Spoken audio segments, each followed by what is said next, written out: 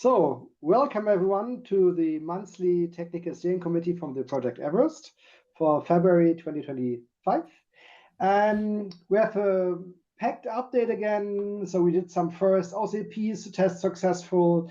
We got some first independent companies just donating drivers without being much involved at all. There's a lot of refactoring going on in OCP in general. We got open ADR pull requests. For an integration, work on megawatt charging has started. There will be a security audit of EVerest, and we got the thousands pull requests on libOCVP. And if you're interested in any of that in the recording, you can scroll into the future and just jump over any of the other updates. But let's first quickly show the antitrust policy, since there might be competing companies here in the call, so please behave. Yeah, so let's get started. What's new on the project EVerest?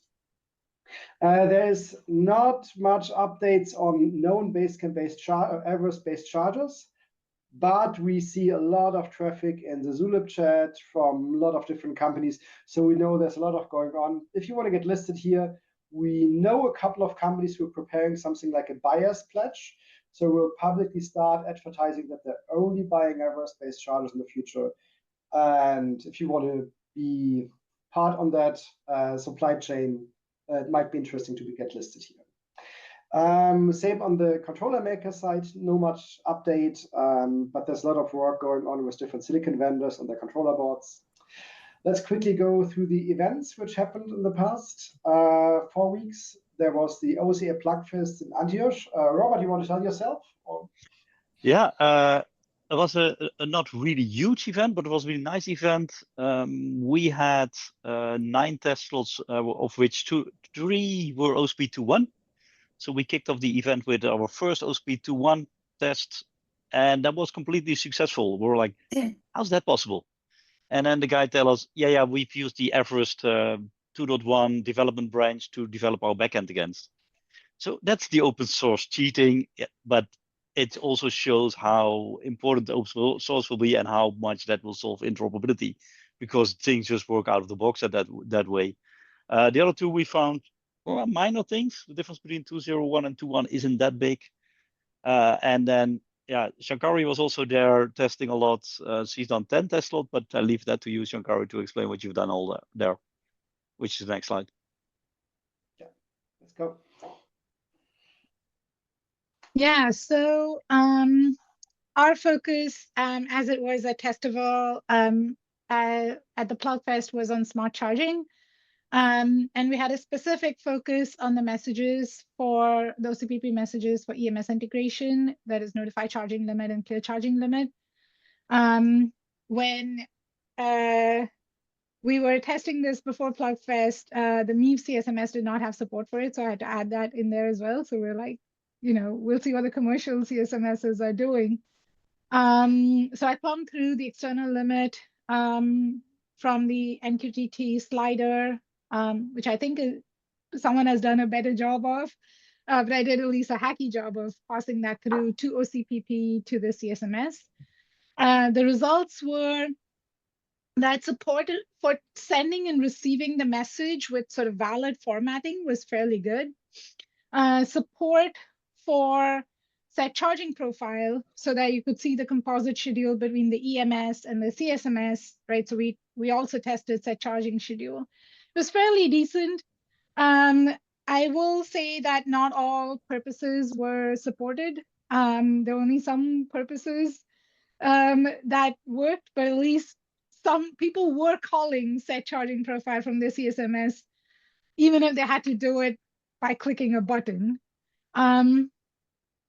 The support for more automated smart charging from the CSMS, some kind of load balancing or, handling of priorities and so on, was very, very limited. And most of the time, and I would say all the time, when we set notify charging limit, even if the people were able to accept it, they didn't actually do anything with it. They were like, okay, we got it, thanks.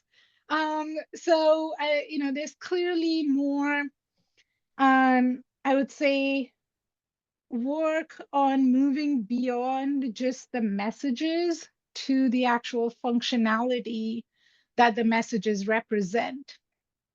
As a fun fact, one of the CSMS teams had brought an EV. They rented an EV, a commercial production EV, and brought it to the Plugfest. And when we went to test with them, they'd already tested with Pionics. And so we're like, instead of retesting the same software, we could test end-to-end smart charging using the micro-megawatt charger, which I had also brought. And so we were actually able to do a couple of successful sessions that were fully end-to-end. So the rental EV, micro-megawatt charger plugged in and connected to their CSMS. And the messages went back and forth. We obviously, because it's a micro-megawatt charger, we weren't able to get beyond power delivery. But ISO to OCPP with 3 different vendors actually worked. So that was pretty cool. Cool. So next thing which happened was the FOSDEM in Brussels, and Kai organized with a lot of other folks the energy dev room there. Kai, you want to explain yourself? Yeah, sure. Like this was the 3rd time now that this energy dev room happened, and as you can see from the picture, it was most of the time fully packed, I would say, even though it was on a Sunday, not on a Saturday. And yeah, really interesting talks, and I'm already looking forward to next year. And yeah, so a pretty cool event. And the talks are online if you want to see them. Exactly. So you can click on that link or scan that QR code if you want to see the amazing talks. Cool. Yeah, I think it was also quite filled, really amazing that the EV as well, that the renewable energy industry is really also going open source. Next, so I think this. Robert, EV Charging SIG, back to you. Yeah, so yesterday we had the February call. C2NOS gave an update. I mean, we did an update on EVerest, but yeah, can tell what we're going way more in detail here. C2N update, they are expecting to release their 1.6 release in 3 weeks, which will bring OSP 1.6 into C2NOS, which will be a huge step for them. And we had quite a lengthy and in-depth presentation from the guys on DevTank. They have something called Open Smart Monitor, and that's an open source testing platform for testing and monitoring hardware or any kind of application. And that's open hardware, open software. So that was interesting. Yeah, it was a nice group again. Looking forward to next month. Cool. So next would be the updates from the different working groups. Let's start with grid integration energy management. Yeah, I can take this one. We are still working on the extension of the types for this. This touches ISO 15118, but also energy management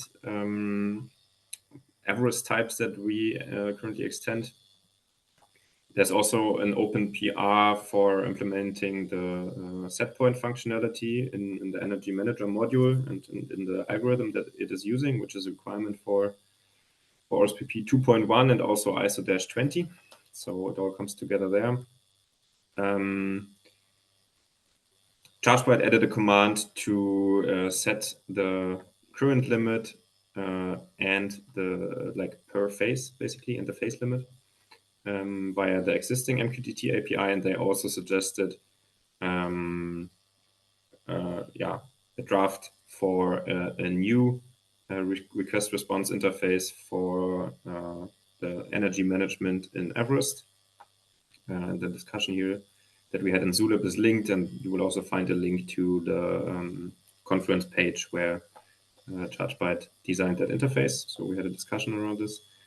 And Marco, you mentioned that there is currently a pull request for the integration of Open ADR into the EVerest energy management. So this is kind of debatable if it's energy management or cloud connection. I think we have it on both slides. Yeah, I cover the cloud side as well.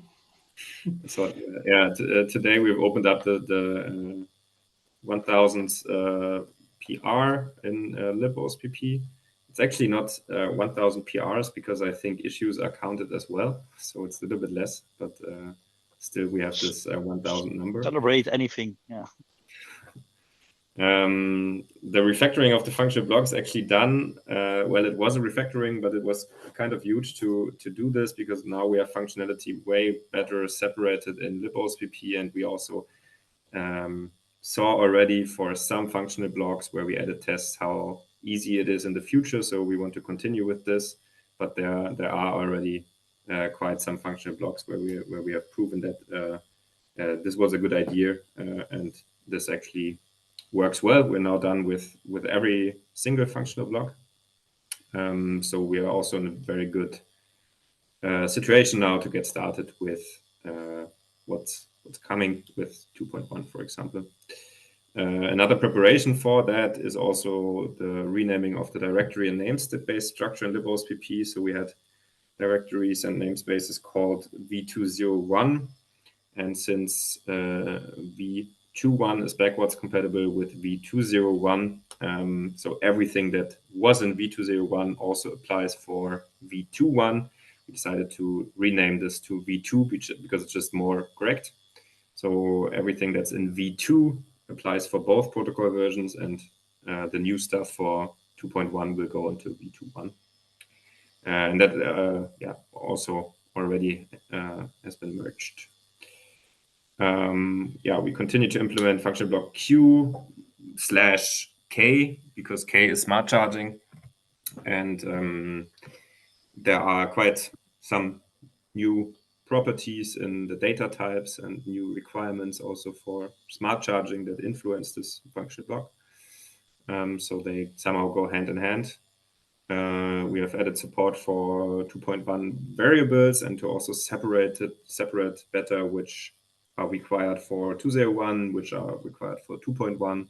So if we claim we can do 2.1 when we start the OSPP service, we also expect that those 2.1 variables that are required are defined in the device model. If we are only claiming we can do 2.0.1, it's also fine if those variables are missing. And right, we have the OpenADR draft PR mentioned here as well.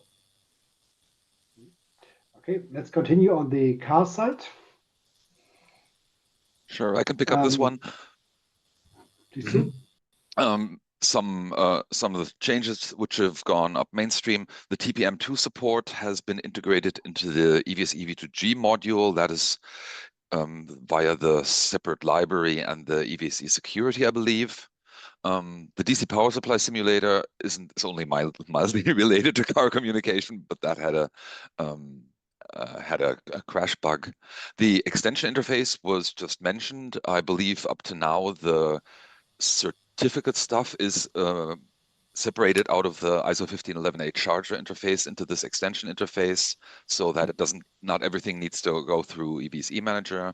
And as you heard, there will be the more ISO stuff that's coming from OCPP will be able to directly go through there, and some refactoring in there. Then the lib ISO 15118, which is currently mainly for the -20, but of course in the long run for everything. The FSM library was updated, a newer version was used.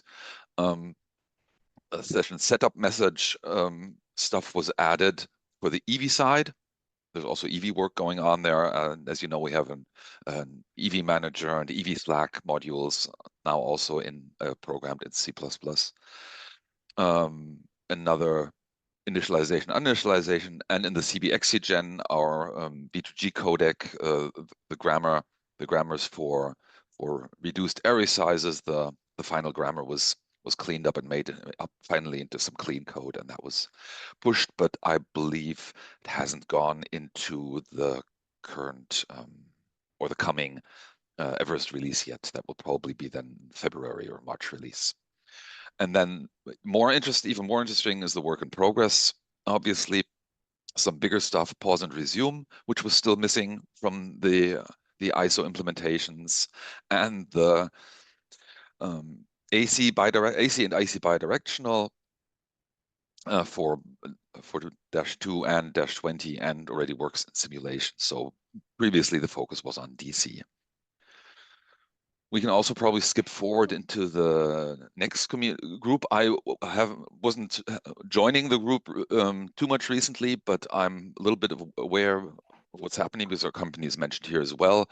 I think this group started a few weeks ago, and we raised our hands and said we are doing some MCS stuff, and so we have aligned with the group on how to go and which way to go. And the decision was to, for this case, to keep it in one EVSE manager because the similarities are large enough. If you're looking at the IEC stuff, the stuff that corresponds to CP state and proximity and things like that are quite similar, and then you basically just need to skip the slack and go through the Ethernet interface. So the difference to the current EVSE manager will not be very large, and that will be a configuration switch at the end of the day, I guess. And so the branch started. Feedback is always welcome while it's starting up, but obviously not finished yet, and needs to go through testing and everything.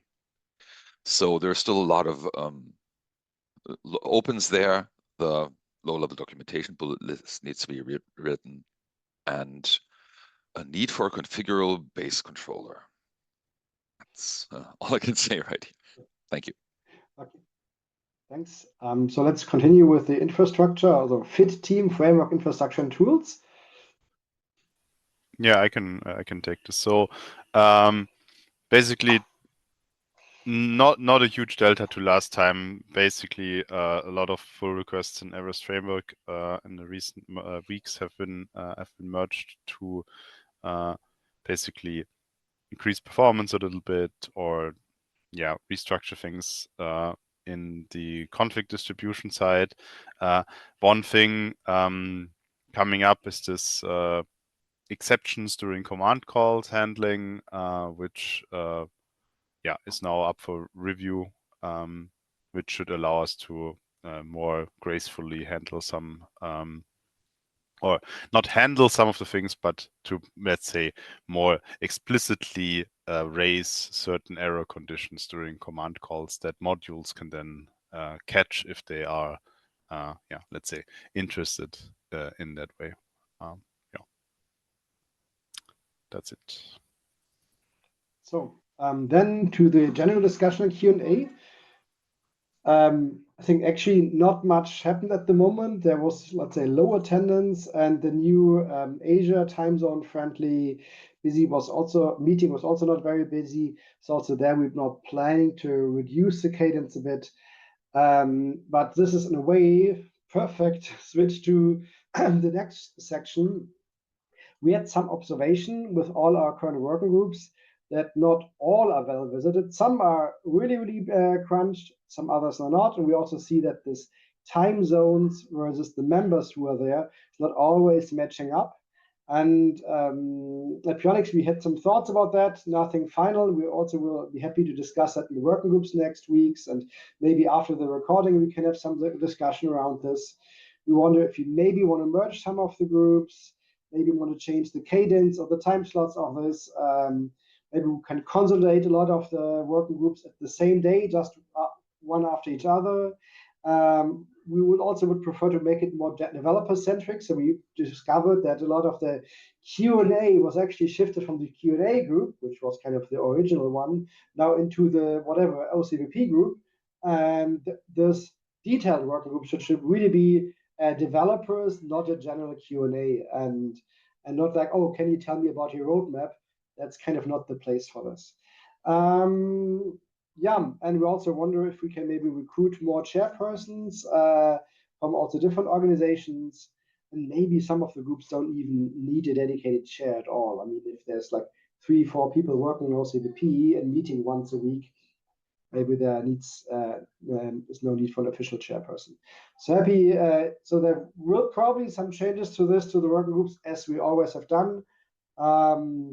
Will be the next recording, and over the months, together with everyone, we will try to implement maybe some ideas here. On the vulnerability management team, no news is good news, so there was nothing we have to report.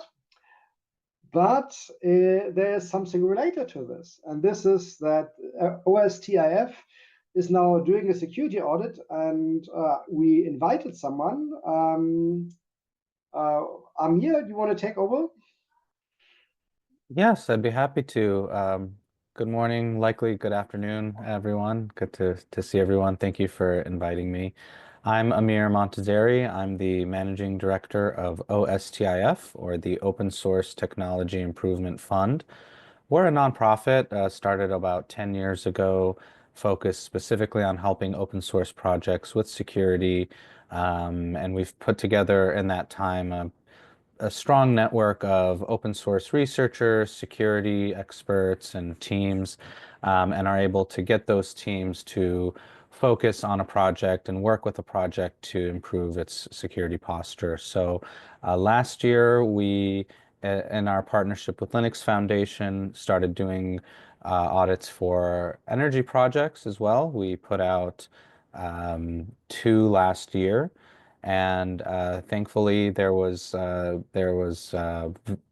shown that there was value in the work, and so we were brought back to do more projects this year, including a security audit of EVerest. So I was asked to just put together a few kind of high-level slides to introduce us, and I'm happy to take any questions at any point.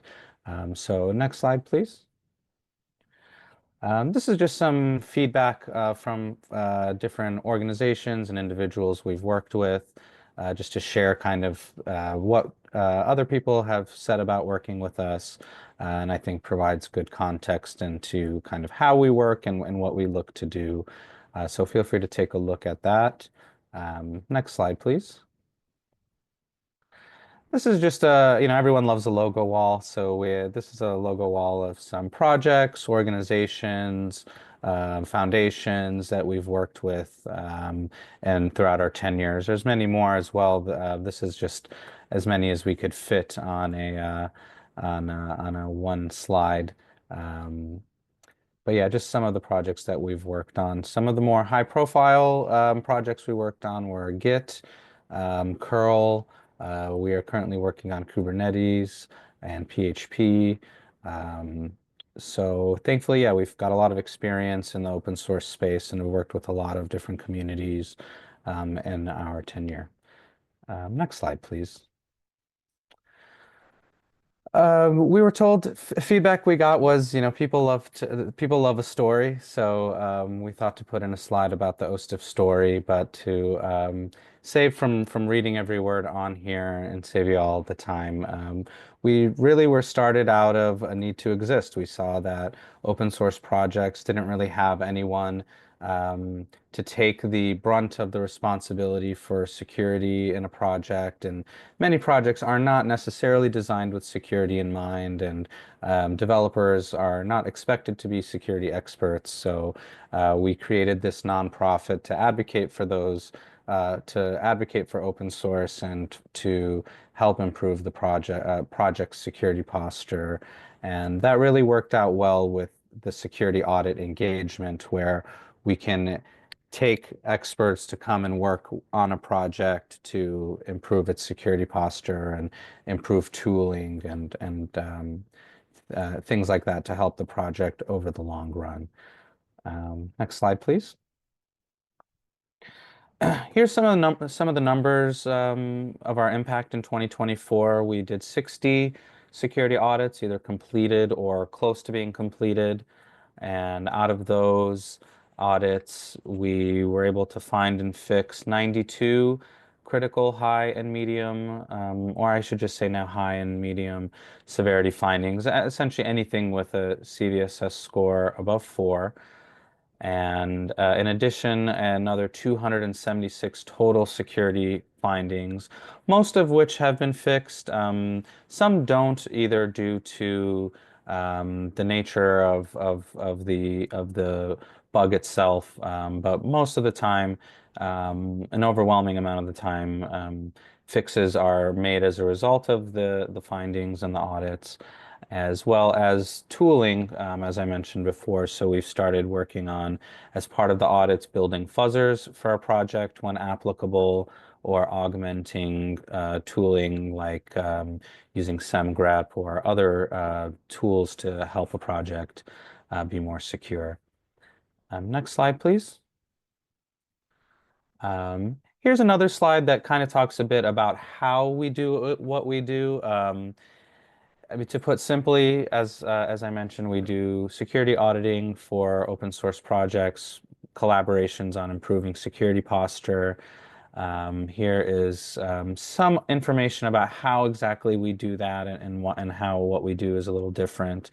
But we focus really on relationships, so having relationships with experts, with people who understand open source and open source development, and can actually improve a project's code base by working on it, as well as scoping. That's part of why we are a partner for organizations and foundations. We help with scoping and making sure that the audit focuses on the right things, and making sure there's good communication among all the parties, and improving testing, and all while providing cost and quality controls, because we've heard all sorts of stories and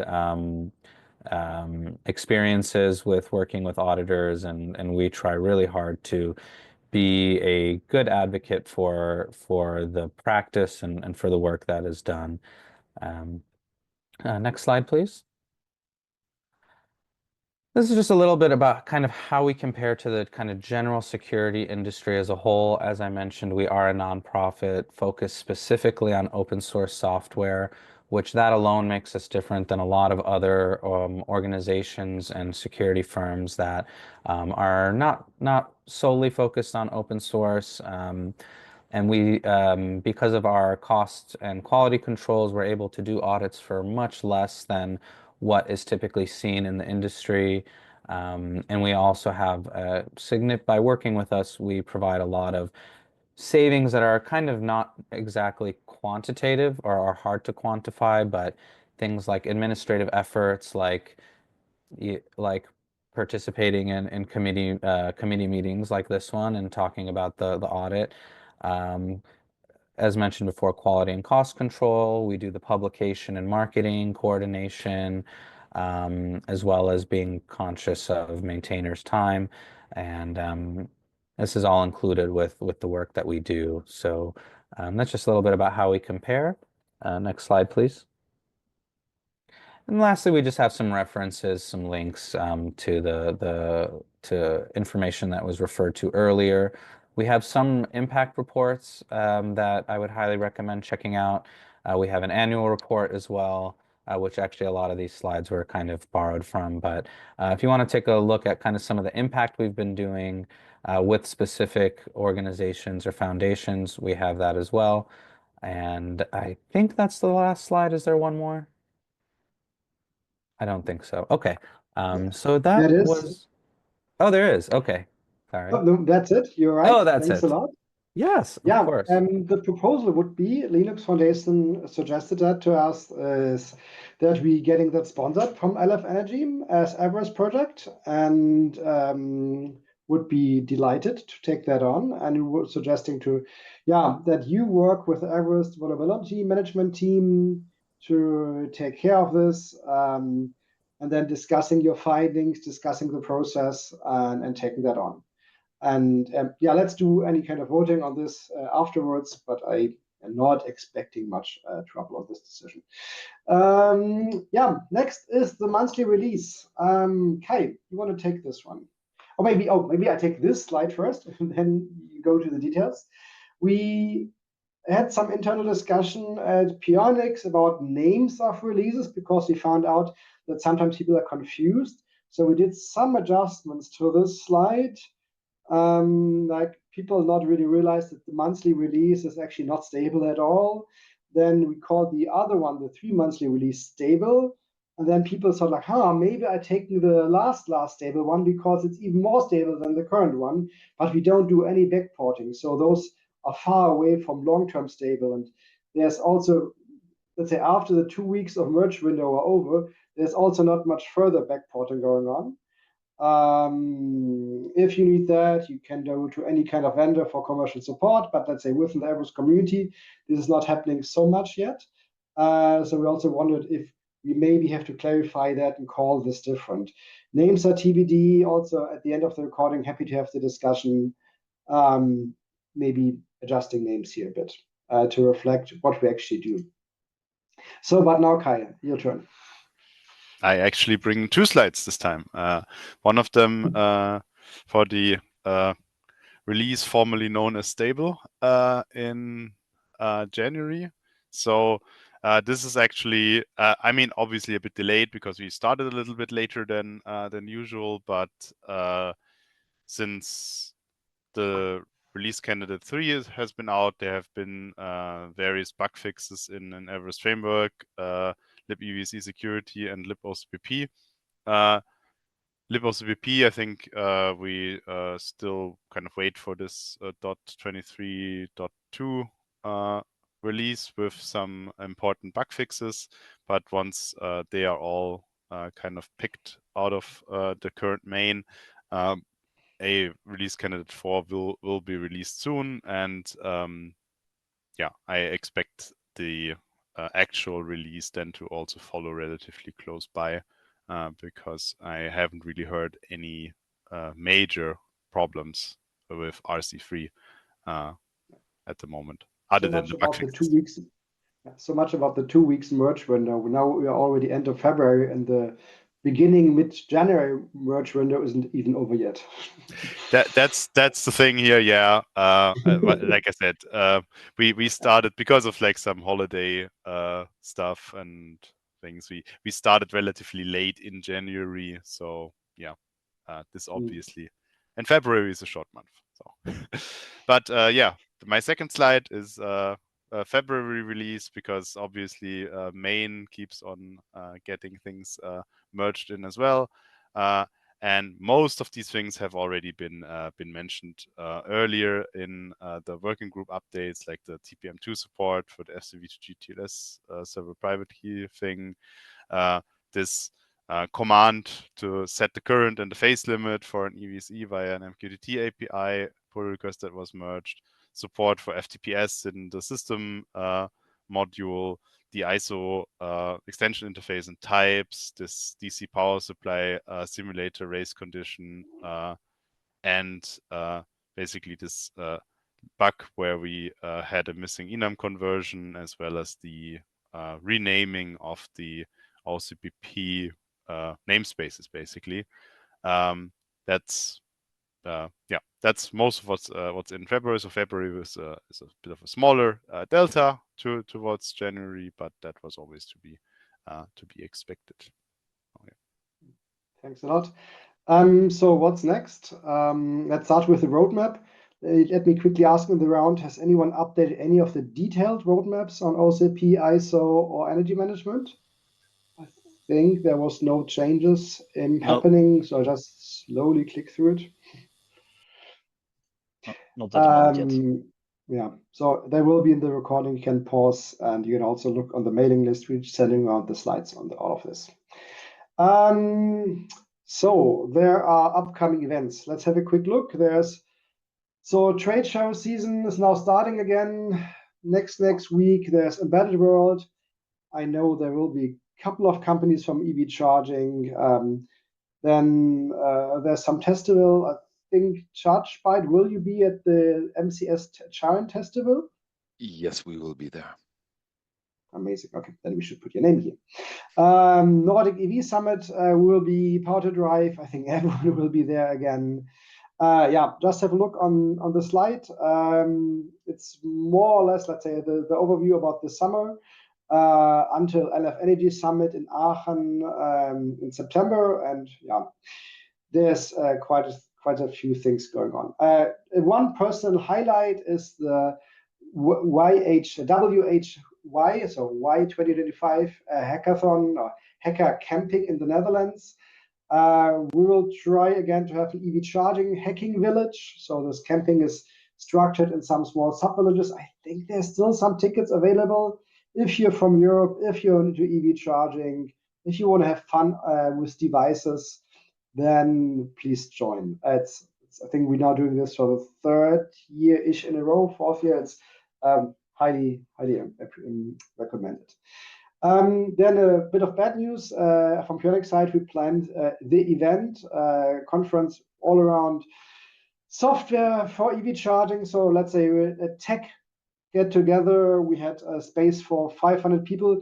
We postponed that because the Power to Drive conference trade show was moved super close to our event. So they decided about another slot. And we just didn't have the bandwidth to make the event as amazing as we want. So I think we are at almost 30 speakers. Far before the deadline suggested, we will redo this next year and then even better. Next TSC will be 27th of March, so in 4 weeks. Same time again. There will be a lot of the public working grouping calls. Just have a look on the website. They're all listed here. Or just sign up to the mailing list and you're getting reminders. Yeah, that's it. Looking forward to update you next month. And we will cut the recording here and let's go into the discussion.